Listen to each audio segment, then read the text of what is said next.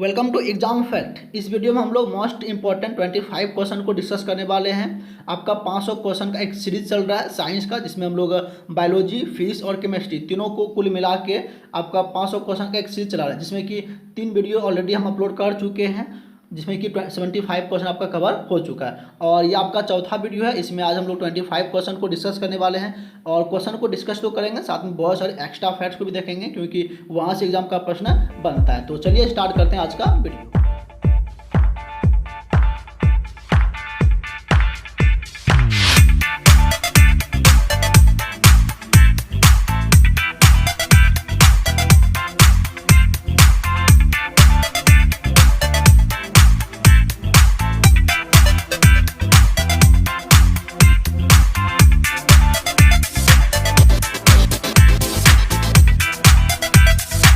देखते हैं आज का पहला प्रश्न आपका क्या है। मानव शरीर में कुल कितने मेरुरज्जु तंत्रिका पाई जाती है? तो ये आपका 62 होता है। देखिए यहाँ पे दो बातें हैं, तो कहीं कहीं आपको मिलेगा कि कितने मेरुरज्जु तंत्रिका पाई जाती है, तो ये आपका 62 हो जाएगा। लेकिन कहीं पर आपको देखने को मिलेगा कितनी जोड़ी पाई जाती है, तो उस कंडीशन में आपका कितना हो जाएगा 31, यानी कि 31 जोड़ी, तो कुल मिलाकर आपका कितना हो गया 62 हो गया। अब देखिए ये आपका जो मेरुरज्जु में होता है तंत्रिका तंत्र, ये आपका 62 पाया जाता है। लेकिन बात करेंगे हम लोग थोड़ा सा कपाल के बारे में, तो वहाँ आपका कितना पाया जाता है 24, यानी कि 12 जोड़ा। तो ये भी एग्जाम का फैक्ट बनता है। और आपका जो है आपका परिधीय तंत्रिका तंत्र, यानी कि ऑटोनोमस नर्वस सिस्टम का पार्ट होता है, तो आप ये भी याद रख सकते हैं। तो चलिए अगला प्रश्न देखते हैं। आपका अगला प्रश्न क्या है। शरीर में जल संतुलन को बनाए रखने में सहायक हार्मोन कौन सा? ये आपका है ADH। इसका फुल फॉर्म भी बनता है कभी कभी एग्जाम में, तो आप उसको भी याद रखेंगे। तो फुल फॉर्म है एंटी डायूरेटिक हार्मोन्स, और ये जो होता है आपका शरीर में जल के संतुलन को काम करता है, ये आपका हार्मोन होता है, तो आप ये भी याद रखेंगे। और ये आपका कहाँ पर रिलीज होता है? तो ब्रेन में, यानी कि पिट्यूटरी ग्लैंड से रिलीज होता है, आप ये भी याद रख सकते हैं। अब देखते हैं आज का अगला प्रश्न आपका क्या है। शरीर में कैल्शियम की मात्रा कम होने पर कौन सा हार्मोन निकलता है? ये आपका पैराथायराइड हार्मोन निकलता है। देखिए यहाँ पे हम आपको बहुत कुछ बताने वाले हैं, तो अच्छे सुनिएगा। देखिए ये आपका लैंग्वेज वाला था सवाल होता है, और एग्जाम में अब ऐसे ही प्रश्न मिलते हैं। तो कई लोग क्या होते हैं कि स्टैटिक जीके उनको नहीं मिलता है, तो वो वीडियो छोड़ के भाग जाते हैं। ऐसी कोई बात नहीं, आप वीडियो को देखिए, आप इसमें आपको इसमें बहुत कुछ सीखने को मिलेगा। क्योंकि स्टैटिक जीके का एक ज़माना था जब कोई इंसान जो है आपका कोई सी किताब, जैसे कि एग्जाम्पल हम लेना चाहेंगे लूसेंट वगैरह का, लोग पढ़ लिया और क्या एग्जाम निकल जाता था। बट अब लूसेंट में भी बहुत सारे फैक्ट्स आने लगे हैं, लेकिन उसके बाहर भी बहुत ऐसी चीज़ें होती है जो आपको एग्जाम में देखने को मिलता है। तो हर एक चीज़ों को आप जरूर पढ़ें, और इन फैक्ट अंदर की चीज़ों को आप पढ़ना चाहें तो अच्छा रहता है, वहाँ से आपको प्रश्न देखने को मिलता है। तो चलिए देखते हैं प्रश्न क्या है। शरीर में कैल्शियम की मात्रा कम होने पर कौन सा हार्मोन निकलता है? ये आपका पैराथायराइड हार्मोन निकलता है। तो जब कम होगी तो आपका पैराथायराइड हार्मोन निकलेगा, और जब कैल्शियम की मात्रा शरीर में ज़्यादा हो जाएगी तो वहाँ पे निकलेगा आपका कैल्सीटोनिन। देखिए इन लोग का काम क्या है। देखिए सबसे पहली बात, अगर कैल्शियम की मात्रा कम हो रही है तो उस कंडीशन में आपका पैराथायराइड हार्मोन निकलेगा, तो वो क्या करेगा, कैल्शियम की मात्रा को बढ़ाने का काम करेगा, यानी कि एक लेवल में लेके आएगा। लेकिन उसी जगह पे अगर कैल्शियम की मात्रा ज़्यादा रिलीज हो रहा है शरीर में, यानी कि ज़्यादा बन गया है, तो उस कंडीशन में आपका क्या निकलेगा, कैल्सीटोनिन। यानी कि आप ऐसे भी याद रख सकते हैं, अगर ज़्यादा निकलेगा तो हम उसको कम करने के लिए क्या करते हैं, टॉनिक का यूज करते हैं, तो आप ऐसे आ सकते हैं कैल्सीटोनिन। और जब कैल्सीटोनिन का यूज होगा तो यानी कि कैल्सीटोनिन जब आपका हार्मोन निकलेगा तो उससे क्या हो जाएगा, फिर आपका कैल्शियम की मात्रा कम हो जाएगा, यानी कि शरीर में लेवल में आ जाएगा। तो आप दोनों ध्यान रखेंगे। और आपका जो ये कैल्सीटोनिन साथ में पैराथायराइड हार्मोन, ये आपका निकलता कहाँ से? तो आपका निकलता है पैराथायराइड ग्रंथि, यानी कि उसको हम लोग बोलते हैं पारा अपटू ग्रंथि भी बोलते हैं हिंदी में, तो आप वो भी याद रख सकते हैं। तो चलिए अब देखते हैं थोड़ा सा अगला प्रश्न के बारे में। देखते हैं आपका प्रश्न क्या है। प्रश्न है, सूर्य की सतह पर पलायन वेग का मान कितना होता है? देखिए सब कोई पढ़ते हैं, चंद्रमा पे कितना होता है, पृथ्वी पे कितना होता है, थोड़ा सा ये भी पढ़ लिया करिए, यहाँ से एग्जाम का प्रश्न बन सकता है। तो आपका जो सूर्य की सतह का पलायन वेग होता है वो आपका 617.5 किलोमीटर प्रति सेकेंड होता है। और पृथ्वी वाले में फिर तो आपको बता ही देते हैं, जो आपका पृथ्वी होता है वो आपका 11.2 किलोमीटर प्रति सेकेंड होता है। उसी जगह आपका जो चंद्रमा होता है वहाँ पे जो आपका पलायन वेग का मान है 2.4 किलोमीटर प्रति सेकेंड के आसपास है। और इसके अलावा ग्रह का पलायन वेग अगर 41% बढ़ा दिया जाए, यानी कि 41% अगर बढ़ा दिया जाए, तो कोई भी ग्रह पे अगर वस्तु ऊपर फेंकी जाती है तो वापस लौट के नहीं आएगा। इनफैक्ट अगर मान लेते हैं किसी का वेग 100 किलोमीटर प्रति, अगर मान लिया जाए कि 100 किलोमीटर प्रति सेकेंड है, और अगर उसको 141 किलोमीटर वेग से फेंका जाएगा पृथ्वी से, तो क्या होगा, वो पृथ्वी वापस लौट के नहीं आएगा। ये भी कभी कभी पूछा जाता है, तो आप याद रख सकते हैं कि 41% अगर बढ़ा दिया जाए प्लैनेट पे है यानी कि उपग्रह पे है वो वापस लौट के नहीं आएगा। तो चलिए देखते हैं आप आज का अगला प्रश्न आपका क्या है। आज का अगला प्रश्न है, किसी बर्तन में बंद द्रव्य के किसी भाग पर आरोपित बल द्रव्य द्वारा सभी दिशाओं में समान परिमाण में संचलित करता है, यानी कि जो आपका आरोपित बल होता है वो आपका हर एक दिशा में बराबर लगता है। तो ये आपका पास्कल का कौन सा नियम है? तो ये आपका दूसरा है। सॉरी, यहाँ पे थोड़ा मिस्टेक हो गया, आप इसको सेकेंड कर लेंगे, क्योंकि आपका जो फर्स्ट लॉ है वह भी याद रखेंगे।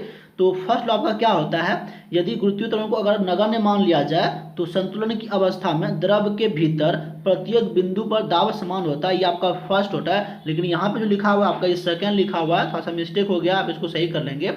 जब किसी बर्तन में यानी कि कोई बर्तन है और उसमें अगर बल लगाया जाए तो चारों दिशाओं में समान बल लगेगा। ये आपका पास्कल का सेकेंड नियम है। अगला प्रश्न देखते हैं आपका क्या है, जल में ध्वनि की चाल कितनी होती है? तो ये आपका वायु में अक्सर सुनते हैं, निर्वात में सुनते हैं, लेकिन यहाँ पे हम लोग बात करेंगे थोड़ा सा एक्स्ट्रा फैक्ट्स के बारे में, क्योंकि एग्जाम का प्रश्न जो है थोड़ा सा अब पूछा जाता है इस प्रकार का जो जनरली जो स्टूडेंट नहीं पढ़ते। तो जल में जो ध्वनि की चाल होती है आपका 1483 मीटर प्रति सेकेंड होता है। अगर आप वायु की बात करें तो जनरली सबको याद होता है 332 मीटर प्रति सेकंड। इसके अलावा हम एक दो फैक्ट और बता देते हैं आपको। अगर यहाँ पे देखिए लिखा हुआ है जल की बात, अगर सिर्फ अगर जल की बात रही तो आपका 1483 मीटर प्रति सेकंड हो जाएगा। लेकिन अगर पूछा जाए कि समुद्र जल में कितनी होती है, चूंकि वहाँ पे लवण की मात्रा ज़्यादा होती है, सॉल्ट की मात्रा ज़्यादा होती है, तो वहाँ पे ध्वनि की चाल कुछ ज़्यादा होती है, तो 1533 मीटर प्रति सेकंड होता है, आप याद रखेंगे।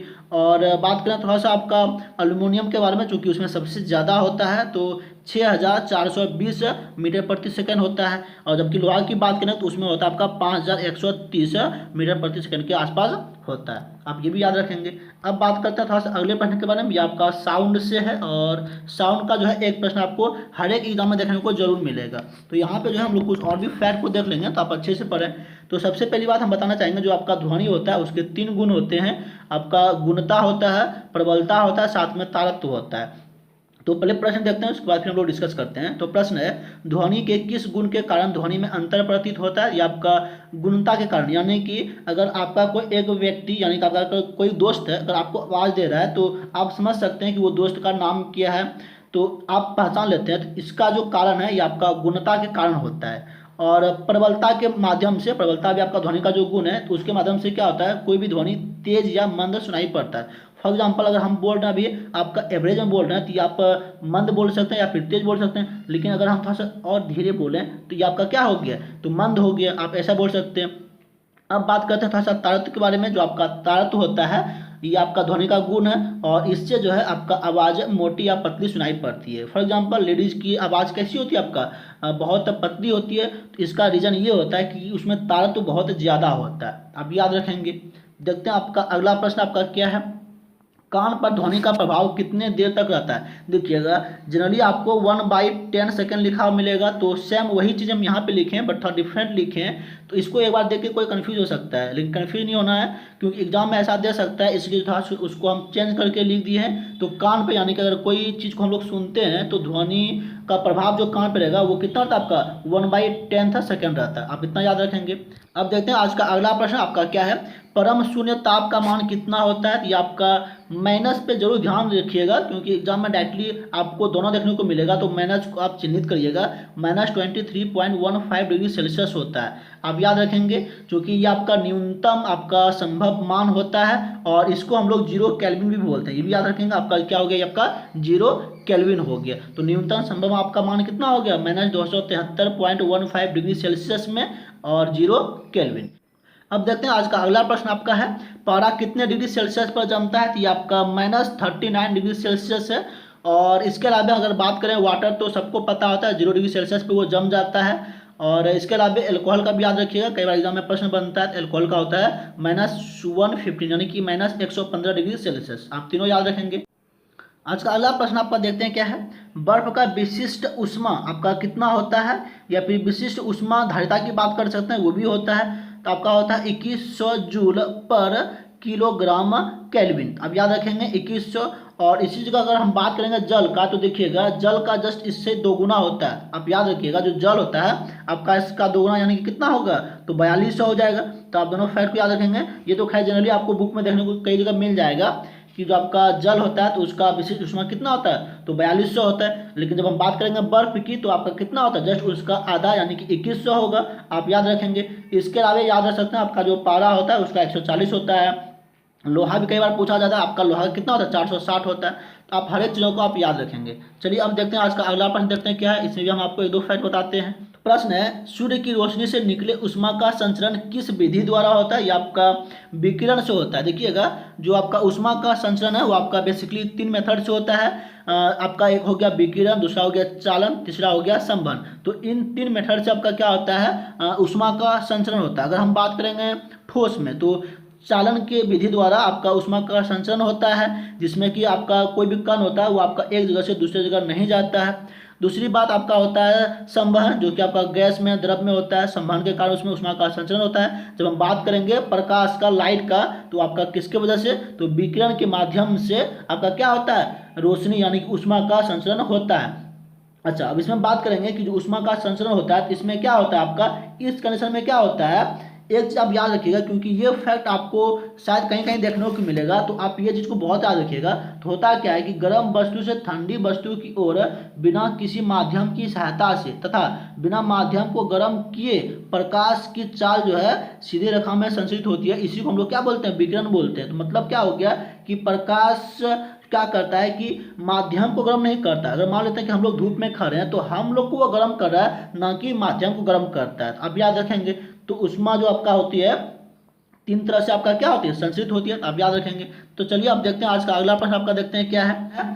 आपेक्षिक आर्द्रता किस यंत्र से मापी जाती है, ये आपका हाइग्रोमीटर होता है। लेकिन यहाँ पे देखिएगा थोड़ा डी हो गया है, इसको आप नेगलेक्ट करेंगे तो हो जाएगा आपका हाइग्रोमीटर। तो हाइग्रोमीटर से मापा जाता है आपका आपेक्षिक आर्द्रता। लेकिन इसी चीज का बात करेंगे आपका आपेक्षिक घनत्व का, तो उससे कौन मापता है, हाइड्रोमीटर। याद रखेंगे आपका हाइड्रोमीटर। तो हाइड्रोमीटर की से आपका क्या मापते हैं, आपेक्षिक घनत्व मापते हैं, और हाइग्रोमीटर से क्या मापते हैं, आपका आपेक्षिक आर्द्रता मापते हैं।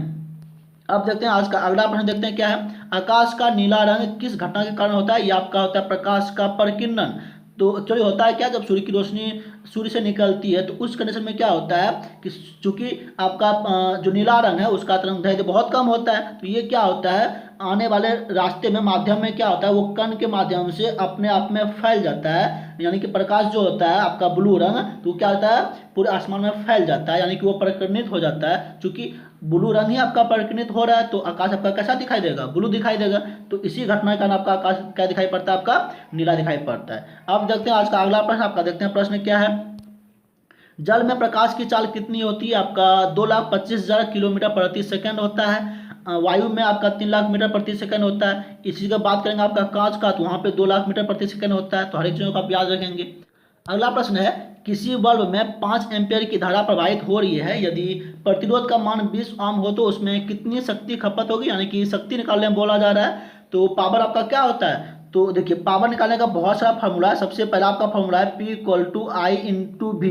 लेकिन यहाँ पे आपका वोल्ट नहीं दिया है, तो V की जगह आप IR रख सकते हैं। जब आप IR रखेंगे तो आपका P = क्या हो जाएगा, I² R हो जाएगा। और I² R यानी कि आपका I और R तो दिया हुआ है, तो आप यहाँ पे पुट कर देंगे। अब रफ करके बताते हैं, तो आपका P = क्या हो गया, I² R हो गया। तो न्यूमेरिकल जो सवाल है आपका, आजकल देखिएगा कोई भी एग्जाम में ट्रेंड बना हुआ वहाँ से जरूर पूछेगा। जब I² की बात करेंगे कितना हो गया आपका 5 हो गया, यानी कि 5 × 5 करेंगे तो 25 हो गया है। और R का आप कितना दे रखा है आपका, तो 20 दे रखा है, तो 25 × 20 कितना होगा आपका 2500 वाट हो गया। तो उम्मीद है कि आपको समझ में आ गया होगा। अगला प्रश्न देखते हैं, स्पेक्ट्रम उत्पन्न करने के लिए किसका उपयोग किया जाता है, ये आपका प्रिज्म। जो आपका प्रिज्म होता है उससे आपका स्पेक्ट्रम जो है बनता है।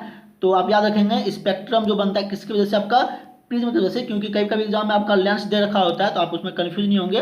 प्रिज्म से आपका क्या बनता है, स्पेक्ट्रम। कहीं पे उसको वन स्पेक्ट्रम भी कहा जाता है, याद रखेंगे। आपका अगला प्रश्न है, एक अवतल लेंस की फोकस दूरी अगर 20 सेंटीमीटर हो तो इसकी क्षमता कितनी होगी। देखिए यहाँ पे -5 डायोप्टर लिखा हुआ है, कहीं पे आपको 5 डायोप्टर लिखा मिलेगा। देखिए ऑप्शन पे बेस्ट होता है, अगर आपको एग्जाम में अगर माइनस ना दिया हो और अगर 5 भी दिया हो तो आप उसको टिक करेंगे। लेकिन अगर आपको माइनस दिया है तो आपको माइनस टिक करना। अगर 5 दे रखा है और अगर माइनस दिया है तो आपको माइनस पे टिक करना पड़ेगा, क्योंकि जो अवतल लेंस होता है उसकी फोकस दूरी आपका क्या होती है, नेगेटिव होती है। इवन जो आपका अवतल दर्पण होता है उसकी फोकस दूरी क्या होती है, नेगेटिव होती है। तो ये ध्यान रखेंगे, क्योंकि ऐसे ऐसे फैक्ट एग्जाम देखने को आपको जरूर मिलेगा। अगला प्रश्न है, यदि किसी विलयन का pH मान 4 है तो विलयन की प्रकृति कैसी होगी। तो यहाँ पर हम आपको कुछ और चीज़ बता देते हैं। अगर विलयन का मान 0 से लेकर 6 तक है तो आपका क्या हो जाएगा, हालांकि 7 से अगर कम होता है कुछ पॉइंटों में तो वो आपका अम्लीय कहलाएगा, और अगर 7 हो जाता है तो वो आपका क्या हो जाता है, उदासीन हो जाता है। और अगर 7 से ज़्यादा होने लगे, 8 से लेकर 14 तक की बात करेंगे, तब वो आपका क्या हो जाएगा, बेसिक हो जाएगा, यानी कि क्षारीय हो जाएगा। तो याद रखेंगे अब, चूंकि यहाँ पे 4 है तो 0 से 6 के बीच आ रहा है तो आपका कैसा हो जाएगा, अम्लीय हो जाएगा। अब देखते हैं अगला प्रश्न आपका अम्ल के ऊपर ही है। नीले लिटमस पर अम्ल डालने पर उसका रंग कैसा हो जाएगा, आपका लाल हो जाएगा। तो याद रखेंगे जो नीला लिटमस होता है अगर हम उस पर एसिड डालते हैं तो क्या हो जाएगा, लाल हो जाएगा। और इसी जगह पे जस्ट उसका उल्टा होता है, अगर लाल लिटमस होता है अगर उस पर हम बेसिक डालते हैं यानी कि क्षार डालते हैं तो आपका कैसा हो जाएगा, तो नीला हो जाएगा। ये भी याद रखेंगे। तो जस्ट इसका अपोजिट होता है। अब देखते हैं आज का अगला प्रश्न, देखते हैं क्या है। हेमेटाइट किस धातु का अयस्क है। यहाँ पे बात करेंगे अयस्क के बारे में। तो जो हेमेटाइट होता है आपका किसका होता है, लोहा का होता है। और अयस्क पे खासकर जो है दिखिएगा एग्जाम में प्रश्न देखने को आपको जरूर मिलेगा। और हेमेटाइट जो होता है इसका फॉर्मूला भी आप याद रख सकते हैं, Fe2O3 याद रख सकते हैं। आपका जो होता है Fe2 और O3 इसका फॉर्मूला होता है। अब यहाँ पे अगर अयस्क की बात आई है तो हम थोड़ा सा अयस्क के बारे में और भी फैक्ट देख लेते हैं। जो आपका अयस्क होता है, हेमेटाइट तो होता ही है, इसके अलावा भी लोहे का आपका अयस्क होता है मैग्नेटाइट, और साथ में होता है आपका लिमोनाइट। तो आप ये भी दोनों भी याद रखेंगे। अब आगे हम लोग प्रश्न देखते हैं, थोड़ा सा स्टैटिक जीके का हम 3-4 प्रश्न ले लिए हैं। तो देखते हैं प्रश्न क्या है।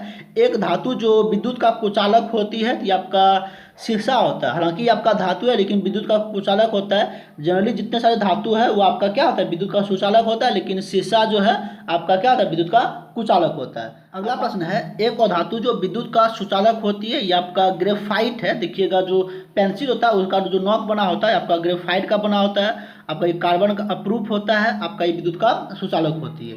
अगला प्रश्न है, सोल्डर में कौन सी धातु होती है। आपका शीशा और टिन। इसका आप जो है याद रखेंगे सिंबल भी, कई बार ये भी पूछा जाता है। जो शीशा होता है वो Pb होती है, और जो Sn है वो आपका टिन का होता है। आप ये भी याद रखेंगे। जो आपका सोल्डर होता है वो आपका किसका बना होता है, टिन और शीशा का। आज का अंतिम प्रश्न है, सबसे अधिक अभिक्रियाशील धातु है ये आपका पोटेशियम है। तो आज की वीडियो में इतना ही है। उम्मीद है कि आपको जानकारी बहुत अच्छी लगी होगी। जितना भी हम यहाँ पे प्रश्न करवा चुके हैं आपका 100 क्वेश्चन अभी तक में, तो इसमें आपको बहुत कुछ सीखने को मौका मिला होगा। और अगर आप कॉम्पिटिटिव एग्जाम की तैयारी कर रहे हैं, अगर आपको डेली बेसिस पे करंट अफेयर पढ़ना है तो आप यहाँ पे वेबसाइट पे आएंगे, exam fact bye Prajapati search करेंगे तो वहाँ पे आपको एग्जाम फैक्ट पहले ही निकलेगा। वहाँ पे आपको बहुत सारे जो है आपको लेवल्स मिलेगा, जहाँ पे आप देख सकते हैं biology, daily current affair, important current topic है, इंपॉर्टेंट नॉलेज है। तो यहाँ पर आप देख सकते हैं बहुत सी चीज़ें यहाँ पे लिखी गई है, आप इसको पढ़ सकते हैं। और जितने सारे यहाँ पे चीज़ें हैं आपका टोटली प्रैक्टिकल होती है, यानी कि प्रीवियस ईयर क्वेश्चन के हिसाब से होता है। आप उसको जरूर पढ़ें। तो चलिए इस वीडियो में इतना ही। अगर वीडियो में जानकारी आपको अच्छी लगी है तो लाइक बिना किए मत जाइएगा। और रिक्वेस्ट है कि आप अपने दोस्तों को इस वीडियो को जरूर शेयर करें, क्योंकि अगर वो भी अगर आपके माध्यम से कुछ सीखता है तो आपको थैंक्स बोलेगा। और अगर आप नए हैं इस चैनल पे तो चैनल को सब्सक्राइब कर लें, क्योंकि अभी ये स्टार्टिंग है और इसमें आपको बहुत कुछ मिलने वाला है। तो चलिए आज की वीडियो में इतना ही, फिर हम लोग नेक्स्ट वीडियो मिलते हैं। तब तक के लिए बाय बाय।